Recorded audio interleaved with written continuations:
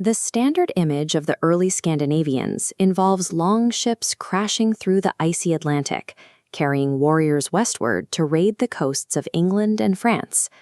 But the archaeology of Scandinavia and the Baltic region reveals a different story. Deep in the northern soil, researchers have unearthed millions of silver coins buried alongside traditional Norse armbands. Looking closely at the face of this silver reveals Arabic script rather than runes. These are dirhams, minted thousands of miles away in the Islamic Middle East.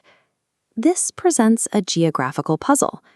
How did the currency of a Middle Eastern empire end up buried under the frozen pine forests of the north?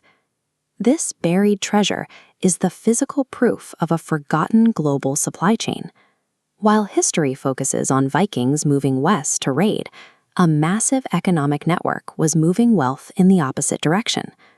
By the 9th and 10th centuries, the Islamic world functioned as a sprawling economic powerhouse. The thriving cities of Central Asia and the Middle East generated enormous fortunes, creating a ruling class that sought the rarest status symbols.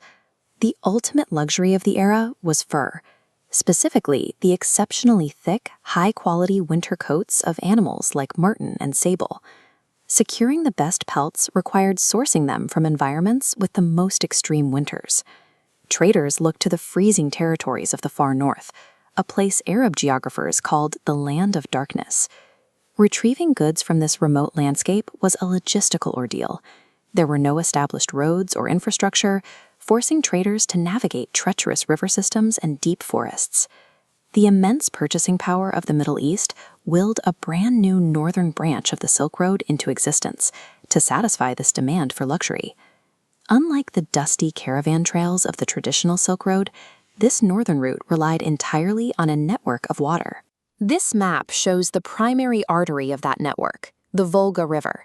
It provided a navigable highway stretching from the Caspian Sea deep into the northern Baltic regions. Two intermediary states controlled the center of this route, the Khazar Khaganate and Volga Bulgaria.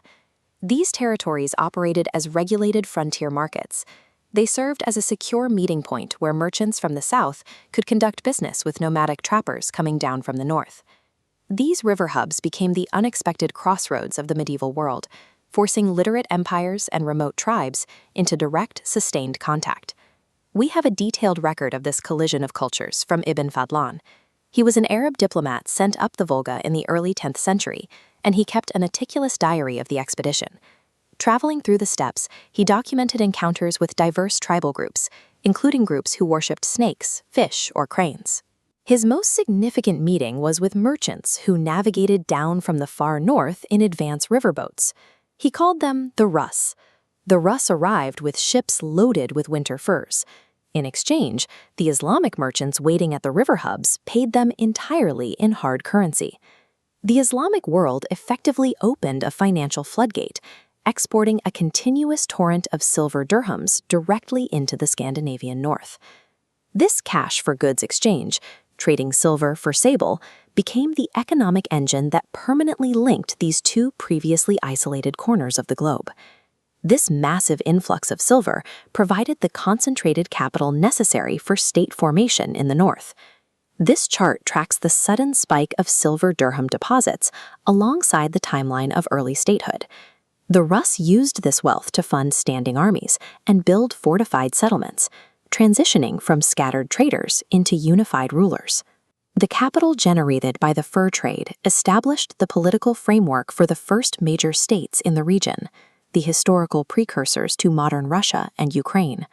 These trade networks also served as conduits for ideology. Returning merchants and visiting diplomats introduced the philosophies and world religions of the South to the northern courts, a cultural exchange that eventually drove the organized conversion of Scandinavia. The medieval world functioned as a sophisticated web of exchange. From the Caspian Sea to the Baltic, the movement of silver and sable tied distant civilizations into a single global economy.